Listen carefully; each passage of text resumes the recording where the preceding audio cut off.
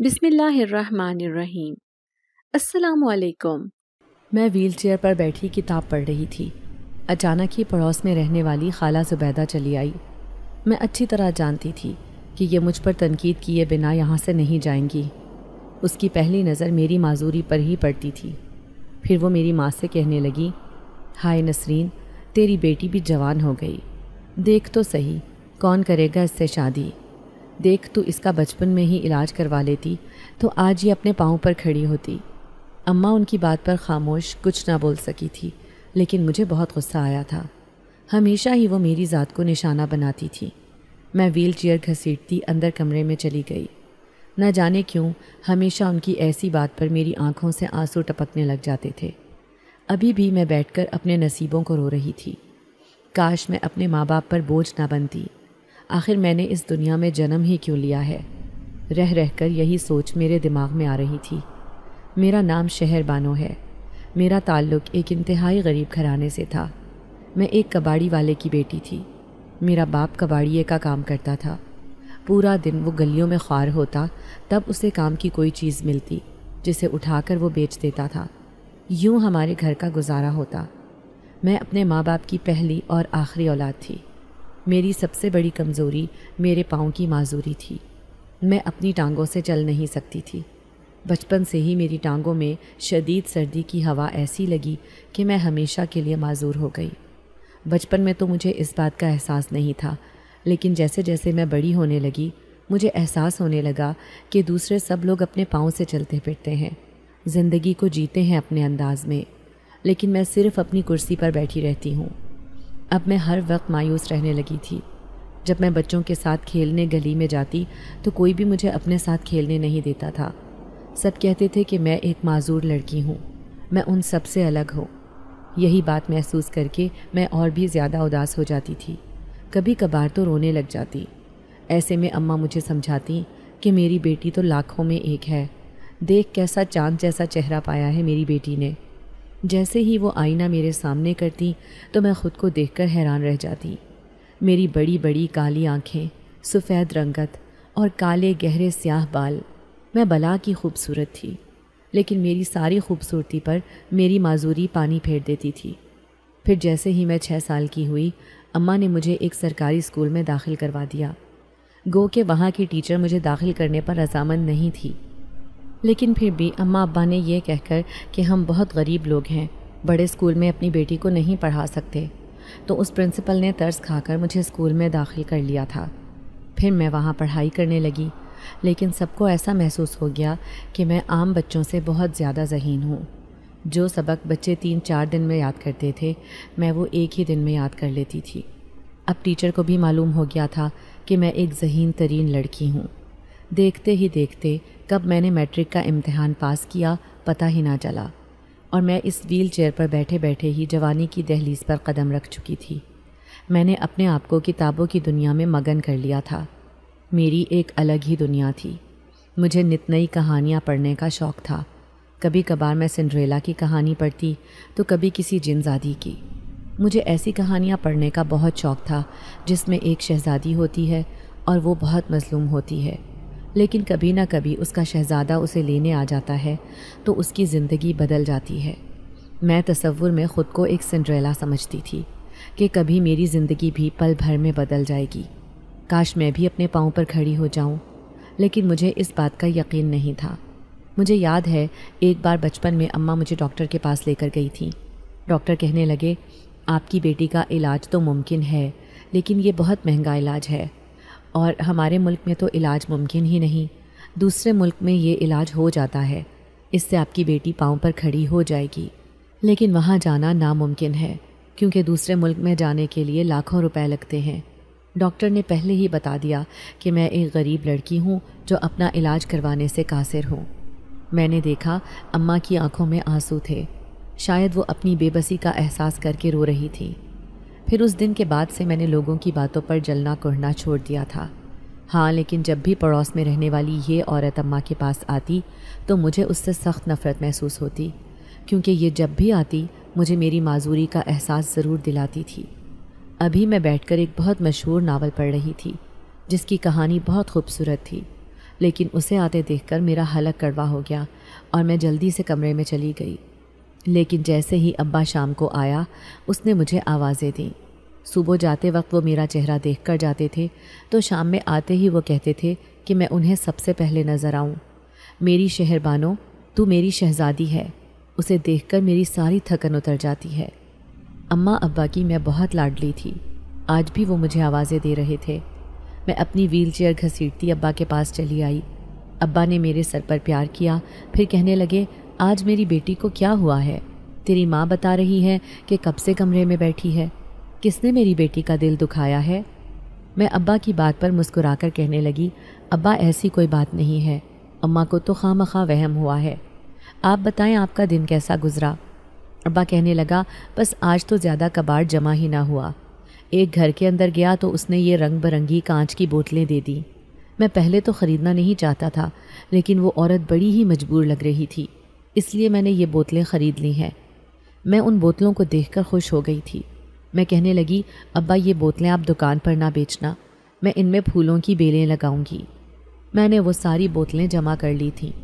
میں نے دیکھا ساری بوتلیں جن کے ڈھکن موجود نہیں تھے، ہاں ایک بوتل تھی جو بہت ٹائٹ بند کی گئی تھی۔ وہ بوتل سب سے خوبصورت تھی اور بالکل سیاہ رنگ کی تھی، اس کے اندر کا کچھ بھی دکھائی نہیں دے رہا تھا۔ میں حیرت سے ابا سے کہنے لگی کہ یہ کس چیز کی بوتلیں ہیں؟ ابا کہنے لگے، ارے کسی حرام چیز کی نہ ہو، شہر بانو بیٹا، انہیں اچھی طرح سے دھو لینا۔ میں نے ابا کی بات پر سر ہلا دیا تھا، پھر ان ساری بوتلوں کو اپنے کمرے میں رکھ کر آ گئی۔ شام میں ہم تینوں کھانا کھا رہے تھے جب ابا اماں سے کہنے لگے، ادریس نے اپنے بیٹے کی منگنی کر دی ہے۔ یہ سن کر نہ جانے کیوں نوالا میرے حلق میں پھنسنے لگا تھا۔ ادریس چچا ابا کے چھوٹے بھائی تھے جو دوسری گلی میں رہتے تھے۔ ان کا ایک بیٹا تھا جس کا نام عامر تھا۔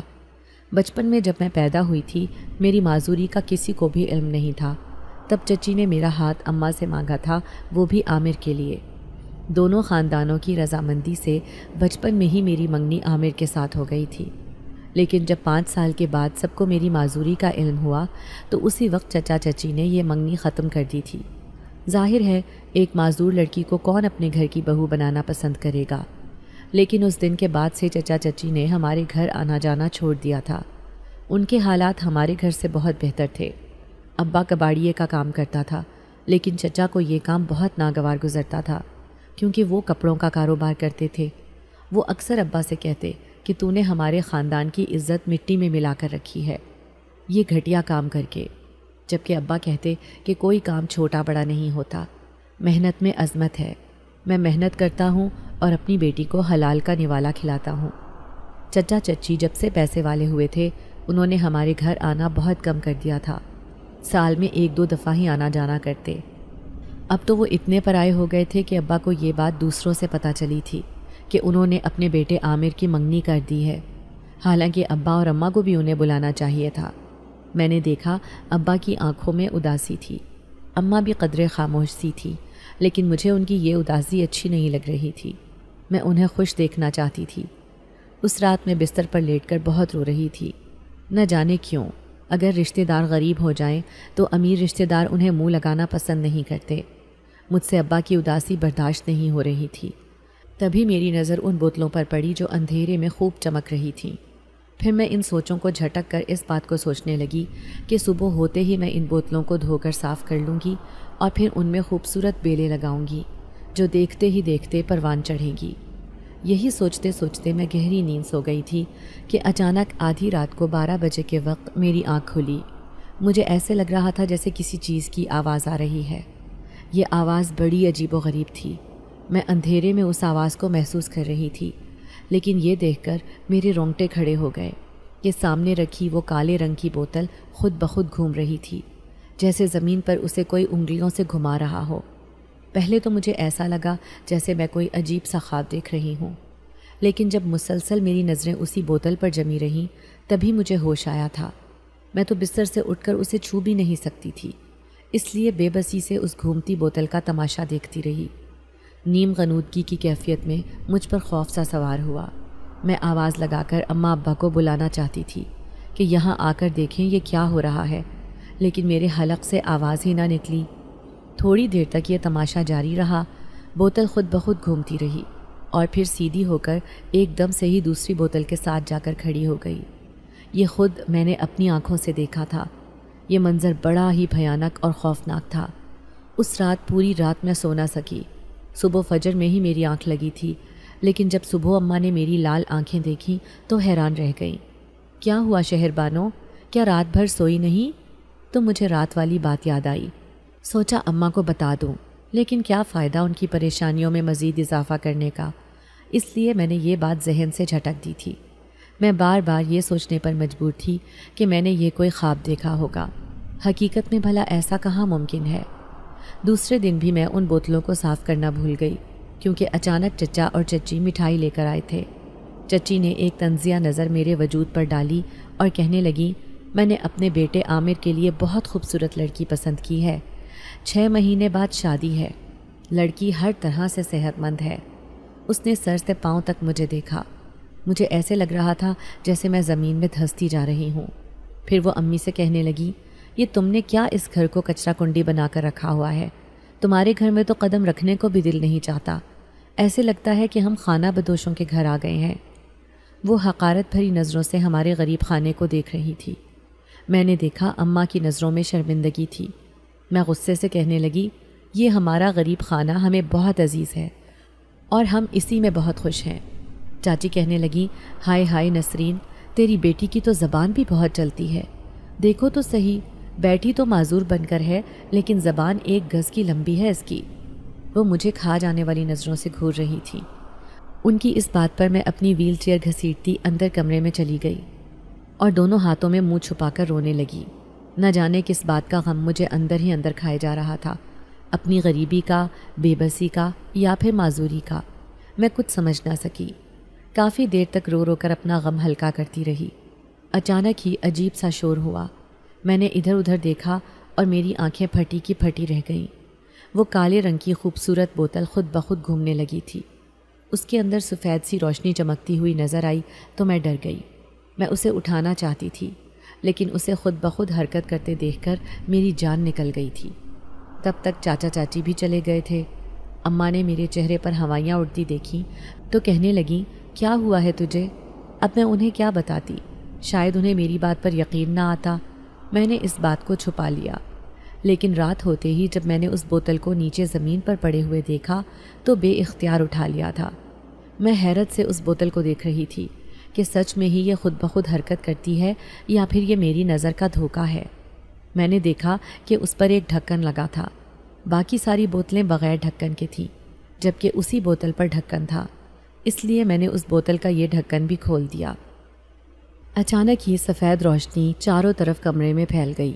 ایک عجیب سا کالا سا سایہ میرے کمرے میں گردش کرنے لگا۔ یہ دیکھ کر میرے منہ سے چیخیں نکلی تھیں۔ ابا اماں بھاگ کر میرے پاس آئے تھے۔ کیا ہوا بیٹا، کیا بات ہے؟ اماں گھبرا کر میرے پاس آئیں تو میں ادھر ادھر دیکھتے بے چینی سی محسوس کرنے لگی۔ سب کچھ پل بھر میں غائب ہو گیا تھا۔ اب میں انہیں کیا بتاتی؟ ایسے ہی اماں، میں نے عجیب سی چیز دیکھی، اس لیے ڈر گئی تھی۔ کہاں تھی وہ چیز؟ ابا حیران ہو کر پوچھ رہے تھے۔ میں سر جھکا کر کہنے لگی، شاید یہ میرا وہم تھا۔ اماں غصے سے کہنے لگیں، سارا دن کتابیں پڑھتی ہے، عجیب عجیب سی کہانیاں، اسی لیے تو یہ چیز اس کے دماغ پر سوار ہو گئی ہے۔ اماں کہنے لگیں، کل ہی اس کی یہ ساری کتابیں کباڑ میں بیچ آنا۔ میں چپ چاپ ان کی باتیں سن رہی تھی۔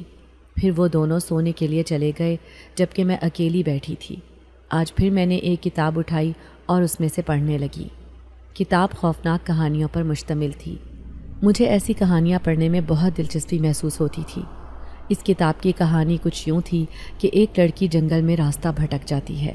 اپنوں سے بچھڑ کر وہ بھوکی پیاسی حالت میں راستہ تلاش کر رہی ہوتی ہے، جب اس کی زندگی میں ایک نیک جنات آتا ہے جو اس کی مدد کرتا ہے۔ کہانی بڑی ہی دلچسپ تھی۔ میں پوری طرح اس میں کھوئی ہوئی اپنے آپ کو اس لڑکی کی جگہ پر محسوس کر رہی تھی، جب اچانک مجھے محسوس ہوا جیسے میرے پیچھے کوئی کھڑا ہو کر جھک کر پیچھے سے میری کتاب پڑھ رہا تھا۔ اس احساس کو محسوس کر کے میں ایک دم سے ہی خوفزدہ ہو گئی تھی۔ میں نے جیسے ہی پلٹ کر دیکھا تو پیچھے کوئی بھی نہیں تھا۔ اب رات کافی گہری ہو گئی تھی، اس لیے میں نے بھی کتاب رکھی اور میں اپنی ویل چیئر کو گھسیٹتی بستر تک گئی اور لیٹنے کی کوشش کرنے لگی۔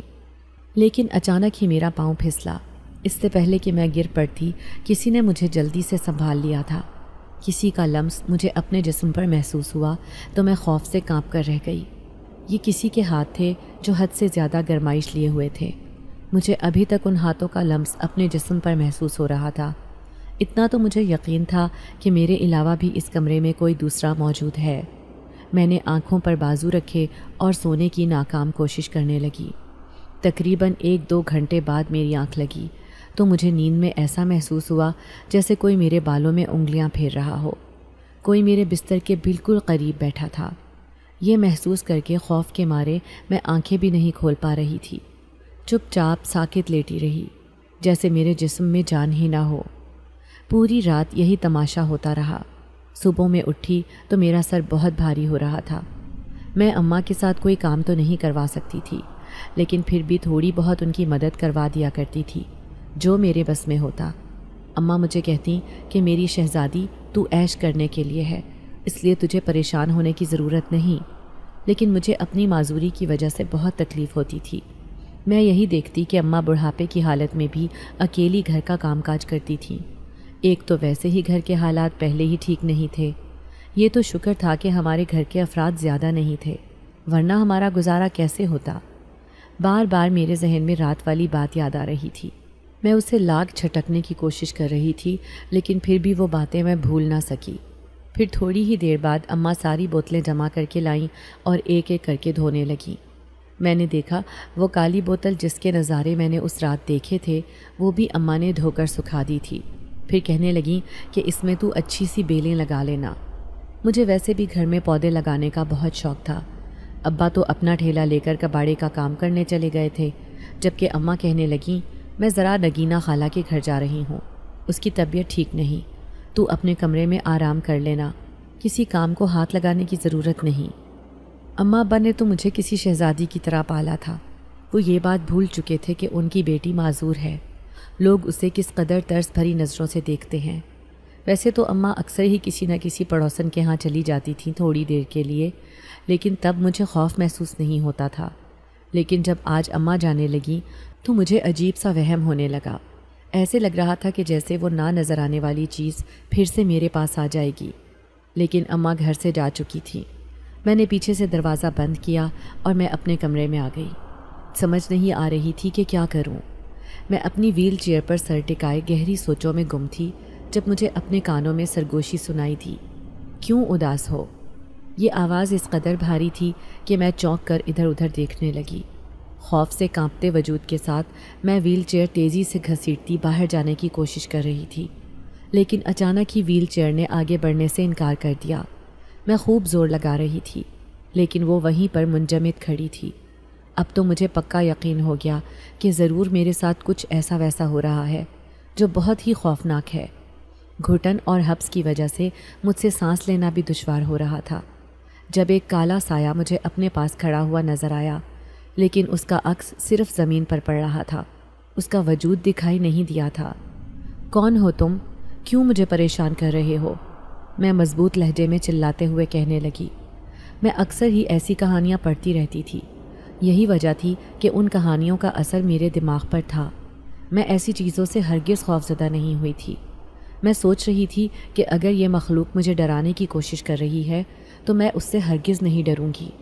میں تمہیں ڈرا نہیں رہا، بلکہ میں تمہارا شکریہ ادا کرنے آیا ہوں۔ وہ بھاری آواز کمرے میں گونجنے لگی۔ میں نے ادھر ادھر دیکھا، ایک سفید سی روشنی جیسا چمکتا ہوا انسان مجھے اپنے سامنے دکھائی دیا تھا، جس نے میرے وجود کو ساکت کر دیا تھا۔ آج سے پہلے میں نے ایسی چیز نہیں دیکھی تھی۔ کب کہانیاں پڑھتے پڑھتے ان کا کردار میرے سامنے آ جائے گا، یہ تو میں نے خواب میں بھی نہیں سوچا تھا۔ اچانک ہی میری ہتھیلیوں میں ٹھنڈے پسینے آنے لگے۔ وہ جو پہلے ایک سائے کی طرح دکھائی دے رہا تھا، اب اس نے مکمل طور پر ایک انسانی روپ اختیار کر لیا تھا۔ یہ بات میں کہانیوں میں سینکڑوں دفعہ پڑھ چکی تھی کہ جو ایسی مخلوق ہوتی ہے وہ ہر کسی کا روپ اختیار کر سکتی ہے، لیکن سامنے کھڑا یہ خوبصورت نوجوان تو کوئی غیر فطری مخلوق نہیں بلکہ میرے خوابوں کے شہزادے جیسا لگ رہا تھا۔ میں آنکھیں پھاڑے اسے حیرت سے دیکھتی رہ گئی۔ وہ مسکراتے ہوئے کہنے لگا، مجھ سے گھبراؤ مت، تم تو میری محسن ہو، میں تمہیں ڈرا نہیں رہا تھا، بلکہ کسی طرح تمہارے سامنے آنا چاہتا تھا۔ کون ہو تم؟ فقط میرے منہ سے یہی الفاظ ادا ہوئے تھے۔ وہ مسکراتے ہوئے کہنے لگا، میں ایک جن ذات ہوں۔ ہزاروں سال پہلے مجھے ایک ظالم انسان نے بوتل میں قید کر دیا تھا۔ وہ کالے رنگ کی بوتل جو میرا مسکن تھی، کسی نہ کسی طرح وہ تمہارے گھر پہنچ گئی۔ آج تک اس بوتل کو کسی نے بھی کھولنے کی کوشش نہیں کی، کیونکہ اس بوتل کی عجیب و غریب حرکتیں دیکھ کر ہر کوئی اسے پھینک دیا کرتا تھا، جبکہ میں آزادی پانے کے لیے بے قرار تھا۔ لیکن تم پہلی لڑکی تھی جس نے مجھے دیکھ کر خوف کا اظہار نہیں کیا، اور اس بوتل کے ڈھکن کو کھول کر تم نے مجھے آزاد کر دیا۔ اب میں تمہارا غلام ہوں۔ میرے وجود میں سنسنی سی دوڑ گئی تھی۔ مجھے ایسے لگ رہا تھا جیسے میں کوئی خواب دیکھ رہی ہوں۔ وہ جنات خود کو میرا غلام کہہ رہا تھا۔ میں جانتی تھی کہ وہ بہت طاقتور ہے، وہ چاہے تو اپنی طاقت سے کیا کچھ نہیں کر سکتا۔ پھر وہ کہنے لگا، میں تمہاری ہر خواہش پوری کر سکتا ہوں، جو تم مجھے کہو۔ جس طرح تم نے مجھ پر احسان کیا ہے، میں اس احسان کا بدلہ چکانا چاہتا ہوں، لیکن اس کے لیے تمہیں تھوڑا انتظار کرنا ہوگا، صرف 14 دن کا۔ 14 دن کے بعد میری ساری طاقتیں واپس آ جائیں گی۔ میں اس کے لیے خاص عمل کر رہا ہوں۔ اس کے بعد نہ صرف تمہاری زندگی بدل جائے گی، بلکہ میں کوشش کروں گا کہ تم اپنے پاؤں پر کھڑی ہو جاؤ۔ میں اداسی سے کہنے لگی، ایسا ناممکن ہے۔ میری عمر 20 سال ہے۔ میں پچھلے 20 سالوں سے اس کرسی پر اپنی زندگی گزار رہی ہوں۔ میرا یہ خواب ادھورا رہ گیا ہے کہ میں اپنے پاؤں پر چل پھر سکوں۔ میں اپنے ماں باپ کے اوپر بوجھ ہوں۔ آج میرا دل بہت اداس تھا، اس لیے میں نے اس سے اپنے دل کی بات کہی تو وہ مسکراتے ہوئے کہنے لگا، دنیا میں کوئی بھی چیز ناممکن نہیں، تم بھی چل سکتی ہو۔ میرا تم سے وعدہ ہے، بھلے ہی مجھے تمہاری دوا لینے کے لیے ان جنگلوں اور پہاڑیوں کے آخری کونے پر جانا پڑے، جہاں پر ہم جنات اپنے قبیلے کی خاص جڑی بوٹیاں لے کر آتے ہیں۔ پھر میں بھی وہاں جاؤں گا، ایک ایک جنزات طبیب سے تمہارے علاج کے لیے منتیں کروں گا، ان سے وہ تدبیر پوچھوں گا جس سے تم ٹھیک ہو سکو۔ بھلے اس کے لیے مجھے کچھ بھی کرنا پڑے، میں وہ سب کروں گا، لیکن میرا تم سے وعدہ ہے کہ تمہاری جو بھی خواہش ہے میں اسے ضرور پورا کروں گا۔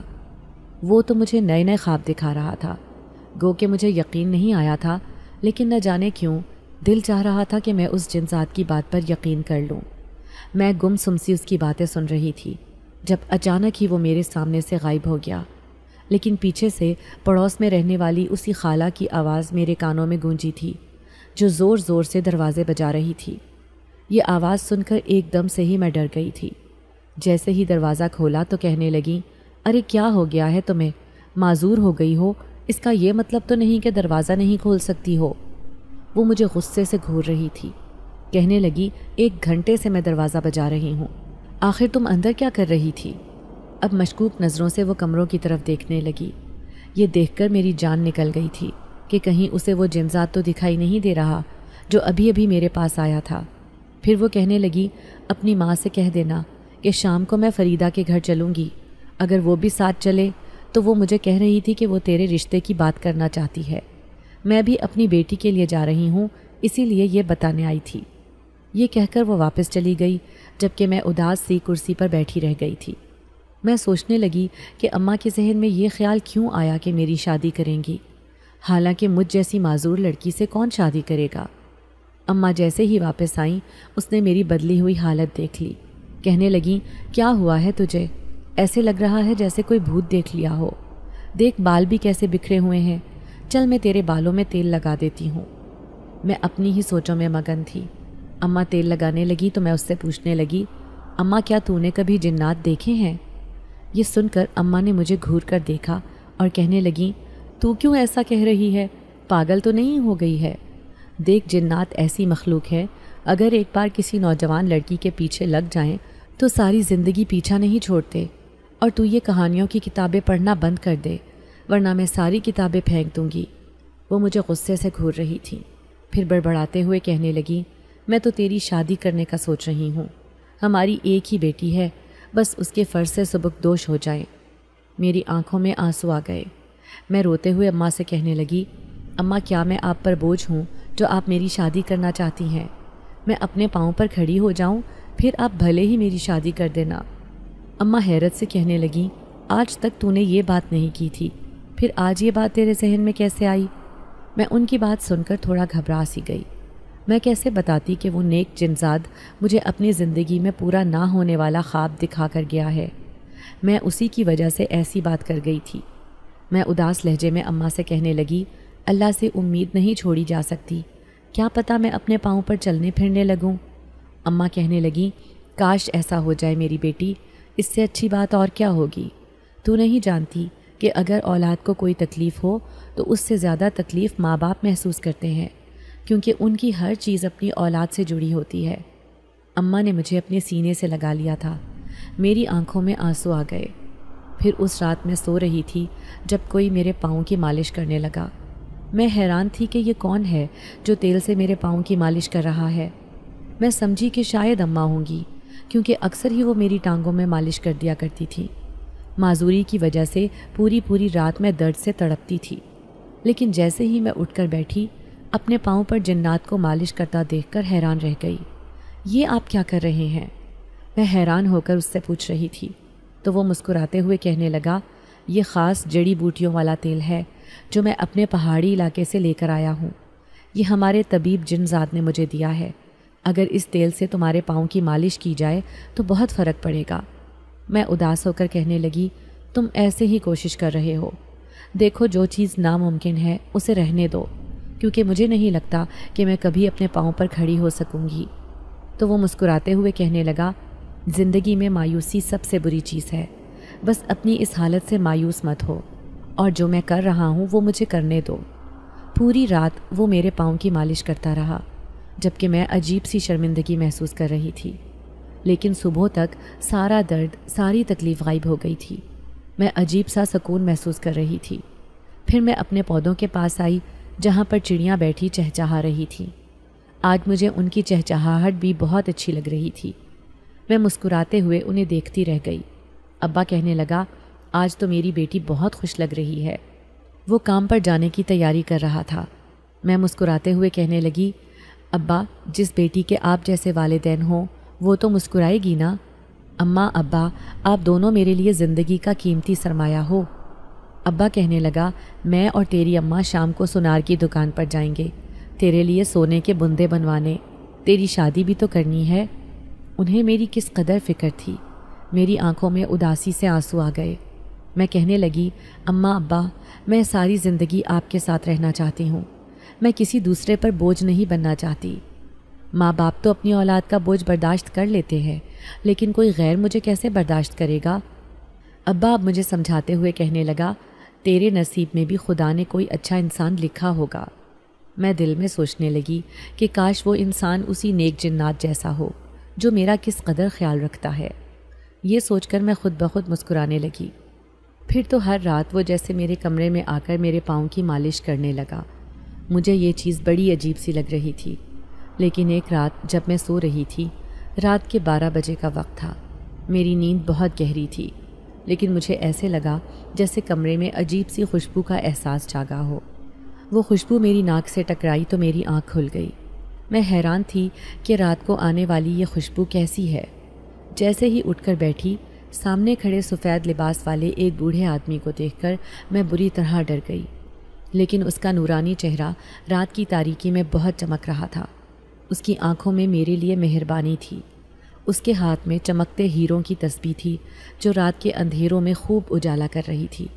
میں اسے دیکھ کر ڈر گئی تو وہ کہنے لگا، گھبراؤ مت میری بیٹی، میں تمہیں دیکھنے آیا تھا، اپنے دور جنات کے قبیلے سے۔ دراصل مجھے ایک جنزاد نے کہا تھا کہ ایک نیک لڑکی ہے جو اپنی حالت کی وجہ سے بہت اداس رہتی ہے اور خدا سے دعا کرتی ہے کہ وہ ٹھیک ہو جائے۔ میں تمہیں دیکھنے آیا تھا کہ تم ٹھیک ہو سکتی ہو یا نہیں، کیونکہ میں ایک طبیب جنزاد ہوں۔ میں ان جنزادیوں اور جنات کا علاج کرتا ہوں، میں تمہارا بھی علاج کرنا چاہتا ہوں۔ میں اس نورانی چہرے والے درویش کی بات سن کر حیران رہ گئی تھی۔ سچ میں ہی مجھے ایسے لگ رہا تھا جیسے اب میں ٹھیک ہو جاؤں گی۔ پھر وہ کہنے لگا، مجھے امید کی ایک کرن نظر آئی ہے، تم اپنے پاؤں پر چل پھر سکتی ہو۔ دراصل تمہاری ٹانگوں میں ایک نس ہے جو دبی ہوئی ہے، اگر اس نس کی مالش کی جائے گی تو وہ بالکل ٹھیک ہو جائے گی۔ ہو سکتا ہے کہ تم اپنے پاؤں پر کھڑی ہو جاؤ۔ مجھے اس نورانی چہرے والے بوڑھے کی بات پر مکمل یقین تھا۔ پھر وہ کہنے لگا، میں اپنی جنات کی دنیا میں بیٹھ کر تمہارا علاج کروں گا اور اس جنزاد کے ہاتھ تمہارے لیے جڑی بوٹیوں والی دوا بھیجوں گا جس کے اثر سے تم جلد ہی ٹھیک ہو جاؤ گی۔ یہ سن کر میں خوش ہو گئی تھی۔ پھر وہ میرے سامنے سے غائب ہو گیا۔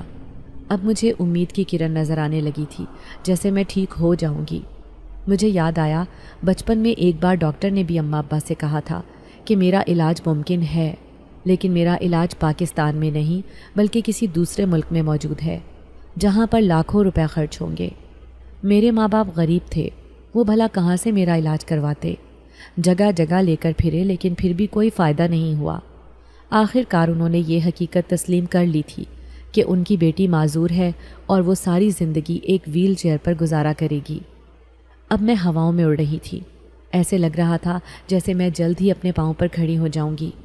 میری آنکھوں میں بھی دوسری لڑکیوں کی طرح اچھے اچھے خواب آنے لگے، حالانکہ پہلے تو میں کسی چیز کا تصور بھی نہیں کر سکتی تھی، کیونکہ میں جانتی تھی کہ میں ایک بہت معصوم لڑکی ہوں۔ میں ایک ایسی معذوری کا شکار ہوں جو لڑکیوں کے لیے بہت بڑی ہوتی ہے، اور ایسی لڑکیوں کو کوئی گھاس بھی نہیں ڈالتا۔ جبھی تو اماں ابا نے میری وجہ سے رشتہ داروں میں بھی جانا چھوڑ دیا تھا، کیونکہ انہیں ہر جگہ میری معذوری کے تانے ملتے تھے۔ اس دن میں حیران رہ گئی جب ہمارے گھر میں کچھ لوگ مجھے دیکھنے آئے۔ میں سر جھکائے ان کے سامنے بیٹھی تھی۔ میں نے دیکھا عورت کے چہرے پر ایک مغرور سی مسکراہٹ تھی، جبکہ اس کے ساتھ بیٹھی لڑکی مجھے مذاق اڑاتی نظروں سے دیکھ رہی تھی۔ میں حیران تھی کہ یہ کون ہیں اور مجھے ایسے کیوں دیکھ رہے ہیں، لیکن پھر تھوڑی ہی دیر بعد مجھے پتہ چلا کہ یہ مجھے رشتے کے لیے دیکھنے آئے تھے۔ میں بلا کی خوبصورت تھی، لیکن میری ساری خوبصورتی میری معذوری ڈھانپ لیتی تھی۔ یہی وجہ تھی کہ وہ لوگ میرا مذاق اڑا رہے تھے۔ کیا آپ کی بیٹی بچپن سے ہی معذور ہے؟ وہ عورت مغرور لہجے میں میری اماں سے پوچھنے لگی۔ اماں شرمندگی سے کہنے لگیں، نہیں، پیدائشی تو نہیں تھی، لیکن بس 2 سال بعد جب یہ اپنے پاؤں سے چلنے لگی تبھی ہم نے اسے ڈاکٹر کو دکھایا۔ اس کا علاج بہت مہنگا تھا، ہم ٹھہرے غریب لوگ بھلا کہاں سے اس کا علاج کرواتے؟ تو وہ عورت کہنے لگی، او ہو، تو اس نے 20 سال ویل چیئر پر گزارے ہیں، دیکھو یہ تو کوئی گھر کا کام بھی نہیں کر سکتی ہوگی۔ اماں کہنے لگیں، ارے نہیں، میری بیٹی سارے کام کر لیتی ہے، ویل چیئر پر بیٹھتی ہے تو کیا ہوا، سارے کاموں میں میری مدد کرتی ہے، ماشاءاللہ بہت سمجھدار، بہت پڑھی لکھی ہے۔ اماں میری تعریفیں کر رہی تھی، جبکہ مجھے ان دونوں ماں بیٹی پر غصہ آ رہا تھا۔ اچانک ہی میں نے جھٹکے سے ویل چیئر گھسیٹی اور اپنے کمرے میں چلی گئی۔ مجھے ان لوگوں سے سخت نفرت محسوس ہو رہی تھی جو انسانوں کو ایسے دیکھتے ہیں جیسے کسی جانور کا جائزہ لے رہے ہوں۔ ان کے جانے کے بعد میں غصے سے اماں سے کہنے لگی، اماں آپ نے ان کمظرف لوگوں کو کیوں بلایا رشتے کے لیے؟ میں ہرگز ان سے شادی نہیں کروں گی۔ اگر آپ نے ایسا سوچا تو میں زہر کھا کر اپنی جان دے دوں گی۔ آج سے پہلے میں نے کبھی ایسی بات نہیں کی تھی۔ اماں نے مجھے سینے سے لگا لیا اور کہنے لگیں، بیٹا مجھے بھی ان کی نیت کا اندازہ ہو گیا تھا، میں بھی ہرگز ان جیسے لوگوں میں اپنی بیٹی کا رشتہ نہیں کروں گی، حالانکہ ان کا خود کا بیٹا بھی پولیو کا شکار ہے۔ یہ سن کر تو میرے پیروں تلے سے زمین نکل گئی تھی۔ اگرچہ خود کا بیٹا بھی معذور تھا، لیکن پھر بھی وہ میری ذات میں 1000 نقص نکال رہی تھی۔ شکر تھا کہ اماں نے بھی ان کی اوقات پہچان لی تھی، لیکن اگلی رات نہ جانے کیوں میری آنکھوں میں آنسو تھے۔ میں روئے چلی جا رہی تھی جب مجھے اپنے پاؤں پر کسی کے نرم ہاتھوں کا احساس ہوا۔ پھر دھیرے دھیرے سے کوئی میرے پاؤں کی مالش کرنے لگا۔ مجھے یہ سب بہت عجیب لگ رہا تھا، لیکن سکون کا احساس بھی ہو رہا تھا۔ میں جانتی تھی کہ یہ کون ہے جو ایسے میری مدد کر رہا ہے۔ جیسے ہی میں نے مہربان نظروں سے اس کی طرف دیکھا تو وہ کہنے لگا، میں نے تم سے وعدہ کیا تھا کہ میں تمہیں اپنے پاؤں پر کھڑا کر کے رہوں گا، اس لیے میں نے اس طبیب کو تمہارے پاس بھیجا تھا۔ اس نے ہی مجھے یہ جڑی بوٹیوں والی دوا دی ہے، تم روزانہ اس کا استعمال کرو اور میں تمہارے پاؤں کی مالش کروں گا، ایسے جلد ہی تم ٹھیک ہو جاؤ گی۔ میں اس جنسات سے کہنے لگی، گو کہ یہ سب کچھ مجھے کسی خواب کی طرح لگتا ہے، مجھے یقین نہیں آتا، لیکن پھر بھی اگر تم میرے لیے کوشش کر رہے ہو تو میں بھی اپنے لیے کوشش کرنا چاہوں گی۔ یہ کہنے کے ساتھ ہی میں نے وہ جڑی بوٹیوں والی دوائی کھانا شروع کر دی۔ ادھر جنزاد ہر رات میرے پاؤں کی مالش کرتا اور ادھر میں وہ جڑی بوٹیوں والی دوا کھا کر خود کے اندر بے پناہ طاقت محسوس کرتی۔ لیکن ایک دن اماں نے مجھے وہ دوا کھاتے ہوئے دیکھ لیا۔ اماں غصے سے کہنے لگیں، یہ دوا تجھے کس نے لا کر دی ہے اور بنا سوچے سمجھے کیوں کھا رہی ہے؟ اماں سمجھی کہ شاید ابا نے مجھے یہ دوا لا کر دی ہے۔ میں ان کی بات سن کر گھبرا گئی اور کہنے لگی، اماں یہ دوا بہت کام کی ہے، یہ میں نے اپنی سہیلی سے منگوائی تھی، یہ جڑی بوٹیوں والی دوا ہے، اس نے کہا تھا کہ یہ کھا کر تو اپنے پاؤں پر کھڑی ہو جائے گی۔ اماں نے سر پکڑ لیا اور کہنے لگیں، ارے بیٹا، ایسے گرم دوائیاں کھانے سے نہ جانے اور کتنے نقصان ہو جاتے ہیں، تجھے یہ دوائی نہیں کھانی چاہیے۔ اماں اس دوا کو اٹھا کر پھینکنے لگی تھی کہ اچانک ہی میں ویل چیئر سے اٹھی اور اماں کے پاؤں میں جا کر گری۔ اماں خدا کے لیے یہ دوا آپ نہیں پھینکیں گی۔ اماں نے فوراً مجھے سہارا دے کر اٹھایا اور کہنے لگیں، ارے میں نہیں پھینکوں گی، لیکن تو نے اپنے آپ کو کیوں چوٹ پہنچائی؟ اماں نے میرے گھٹنوں کو دیکھا جو چھل گئے تھے اور ان میں سے خون بہہ رہا تھا، لیکن اچانک ہی ان کی نظر میری ٹانگوں پر پڑی جو پہلے سے زیادہ صحت مند نظر آ رہی تھی۔ وہ کچھ خاموش سی ہو گئی تھی۔ پھر انہوں نے میرے زخموں پر مرہم لگایا، لیکن کہنے لگیں، تیرے پاؤں دیکھ کتنے سفید ہو رہے ہیں، پہلے کتنے پیلے اور مرجھائے ہوئے لگتے تھے، لیکن اب بہت صحت مند نظر آ رہے ہیں۔ جیسے ہی میں نے اپنے پاؤں کی انگلیوں کو حرکت دینا چاہا، اچانک ہی میری انگلیوں کی ہوتی حرکت دیکھ کر اماں نے اپنے دانتوں تلے انگلیاں دبا لی تھیں۔ اماں کہنے لگیں، یہ تو کوئی معجزہ ہو گیا ہے، مجھے یقین نہیں آ رہا۔ میری آنکھوں میں بھی آنسو تھے۔ میں اماں سے کہنے لگی، اماں اس سے پہلے تو مجھے کبھی اپنے پاؤں میں جان محسوس نہیں ہوئی، لیکن آج ایسا لگ رہا ہے جیسے میرے پاؤں میں طاقت لوٹ آئی ہے۔ یہ دیکھیں اماں، میری انگلیاں حرکت کر رہی ہیں۔ اماں نے بے اختیار خدا کا شکر ادا کیا اور سجدے میں گر گئی۔ اماں کہنے لگیں، اٹھ میری بیٹی اور ہمت کر کے میرے ساتھ چلنے کی کوشش کر، اور وہ مجھے سہارا دے کر چلانے کی کوشش کر رہی تھی۔ حالانکہ 2 قدم چلنے کے بعد ہی میرا پورا وجود کسی سوکھے پتے کی طرح لرز رہا تھا۔ تھوڑی دیر بعد میں ویل چیئر پر بیٹھ گئی تھی۔ میں اماں کی منتیں کرتے ہوئے کہنے لگی، اماں یہ بات آپ نے کسی کو بھی نہیں بتانی، میں ابا کو حیران کرنا چاہتی ہوں۔ پھر ہر رات میں آ کر وہ جنزاد میرے پاؤں کی مالش کرتا اور میں وہ دوا بھی کھا رہی تھی۔ پھر ایک رات وہ میرے سامنے آیا، اس نے میری طرف ہاتھ پھیلایا تو میں گھبرا گئی۔ میں اسے کہنے لگی، میں تمہیں چھو نہیں سکتی۔ تو وہ کہنے لگا، نہیں، تم مجھے چھو سکتی ہو، میں تمہیں اپنے پاؤں پر کھڑے ہوتا دیکھنا چاہتا ہوں۔ میں گھبرا کر کہنے لگی، لیکن میں گر جاؤں گی۔ وہ مسکراتے ہوئے کہنے لگا، میں تمہارے ساتھ ہوں تو تمہیں گھبرانے کی ضرورت نہیں ہے، میں تمہیں ہرگز گرنے نہیں دوں گا۔ اچانک ہی اس کا سہارا لے کر میں کھڑی ہوئی، اور جیسے میری انگلیوں نے حرکت کرنا شروع کی تو مجھے اپنے پاؤں میں بھی طاقت محسوس ہوئی۔ میں کانپتے وجود کے ساتھ چل رہی تھی، حالانکہ یہ سب مجھے ایک خواب لگ رہا تھا۔ پچھلے 20 سالوں سے میں اپنی ویل چیئر پر بیٹھی اس معذوری کا شکار تھی، لیکن آج اپنے پاؤں زمین پر رکھے تو محسوس ہوا کہ میں بھی ایک انسان ہوں، ایک معذور انسان جو ہر وقت خود کو کسی قید میں محسوس کرتی تھی، لیکن آج مکمل طور پر آزادی محسوس کر رہی تھی۔ پھر ہر رات وہ جنزاد مجھے اپنے سہارے سے چلانے کی کوشش کرنے لگا۔ وہ دن بھی آیا جب میں دیوار پکڑ کر خود ہی اپنے سہارے پر چل رہی تھی۔ وہ مجھے دیکھ کر خوش ہو گیا، پھر کہنے لگا، آہستہ آہستہ تم بالکل ٹھیک ہو جاؤ گی۔ مجھے بھی اس کی بات پر یقین تھا۔ اس دن ابا کی چھٹی تھی، وہ گھر پر ہی تھے جب وہ اماں سے آواز دے کر پانی مانگنے لگے۔ میں ہمت کر کے اٹھی اور سہارا لے کر پانی کا گلاس بھرا اور ابا کو دینے چلی گئی۔ ابا سمجھے کہ اماں مجھے پانی دینے آئی ہے، لیکن جیسے ہی انہوں نے پلٹ کر دیکھا تو ان کے ہوش اڑ گئے۔ پانی کا گلاس ان کے ہاتھ سے چھوٹ گیا تھا، کیونکہ میں اپنے پاؤں پر کھڑی آنسو بھری نظروں سے ابا کو دیکھ رہی تھی۔ ابا کہنے لگے، یہ میں کوئی خواب تو نہیں دیکھ رہا؟ تبھی اماں آ کر کہنے لگی، نہیں، تیری بیٹی سچ میں ہی ٹھیک ہو گئی ہے، نہ جانے کس نیک فرشتے نے اس کی مدد کی ہے، اس نے ہم سے بھی یہ بات چھپائی، اور آج دیکھو یہ اپنے پاؤں پر کھڑی ہو چکی ہے۔ اب گھر میں شادیانے بج رہے تھے۔ ابا کہنے لگے، ہم کل ہی بہت بڑی نیاز کریں گے اپنی بیٹی کے ٹھیک ہونے کی خوشی میں۔ پورے محلے میں یہ خبر پھیل گئی تھی کہ میں اپنے پاؤں پر کھڑی ہو گئی ہوں۔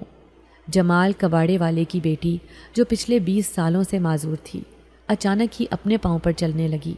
ہر کوئی اماں ابا سے یہ راز پوچھنا چاہتا تھا، لیکن یہ راز تو صرف میرے سینے میں دفن تھا کہ ایک جنزاد کو آزاد کرنے کے بدلے میں مجھے زندگی بھر کی خوشی حاصل ہو گئی تھی۔ اب میں زندگی کو اپنے طریقے سے جینا چاہتی تھی۔ اماں ابا کہنے لگے کہ ہم اپنی بیٹی کی شادی کرنا چاہتے ہیں۔ لیکن میں نے شادی کرنے سے صاف انکار کر دیا تھا۔ میں کہنے لگی اماں مجھے ایسے لگتا ہے جیسے میں نے آج ہی جنم لیا ہے، اس لیے میں ابھی زندگی میں کچھ سال آپ لوگوں کے ساتھ گزارنا چاہتی ہوں۔ جو خواب میری آنکھوں نے دیکھے تھے میں وہ سب پورے کرنا چاہتی ہوں۔ اماں ابا نے میری بات مان لی تھی۔ اب میں بھی پوری دنیا دیکھ لینا چاہتی تھی۔ گھر کی 4 دیواری میں ایک گھٹن زدہ زندگی جو میں نے پچھلے 20 سالوں سے گزاری تھی، میں اس زندگی کو بھول جانا چاہتی تھی۔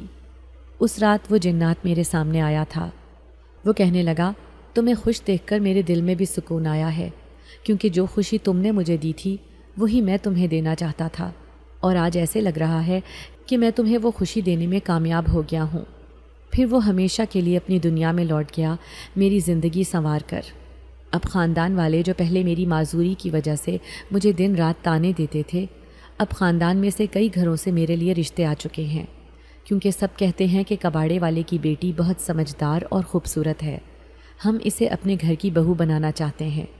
ضرور اس کے پیچھے کوئی اللہ کی رحمت ہے جو یہ اپنے پاؤں پر کھڑی ہو گئی، لیکن میں نے اماں ابا سے صاف کہہ دیا ہے کہ میں ان لالچی اور خود غرض رشتہ داروں میں کسی کے گھر بھی شادی نہیں کروں گی، کیونکہ مجھے ایسے لوگوں سے نفرت ہے جو دوسروں کی زندگی کو بہت مشکل بنا دیتے ہیں، اتنا کہ انہیں اپنی زندگی ہی بوجھ لگنے لگ جائے۔ ابا آج بھی کباڑیے کا کام کرتا ہے اور میں اس کی مدد کرواتی ہوں۔ محنت کرنے میں بھلا کیسی شرم؟ آج تک ابا کو اپنے کام میں شرم محسوس نہیں ہوئی تو لوگوں کو کیا تکلیف تھی؟ مجھے یہی بات سمجھ نہیں آتی تھی، لیکن جب بھی ابا کباڑے کا کوئی سامان لاتا ہے تو میں اسے غور غور سے دیکھتی ہوں، کیا پتہ اس میں سے کوئی کام کی چیز نکل آئے، جس طرح وہ کالے رنگ کی خوبصورت بوتل آئی تھی جس کی قید میں ایک جن زاد کئی سالوں سے اپنی زندگی گزار رہا تھا۔ اگر میں بھی اس سے ڈر کر وہ بوتل پھینک دیتی تو شاید وہ کبھی بھی میری ایسے مدد نہ کرتا، لیکن کہتے ہیں نا جو ہوتا ہے اچھے کے لیے ہوتا ہے۔ اگر آپ کو آج کی ہماری کہانی پسند آئی ہے تو اسے لائک کیجیے اور اپنے پیاروں کے ساتھ شیئر کیجیے، اور ہاں، اگر آپ نے ابھی تک ہمارا چینل سبسکرائب نہیں کیا تو ضرور کیجیے۔ ملتے ہیں کل ایک نئی اور دلچسپ کہانی کے ساتھ، تب تک کے لیے اللہ حافظ۔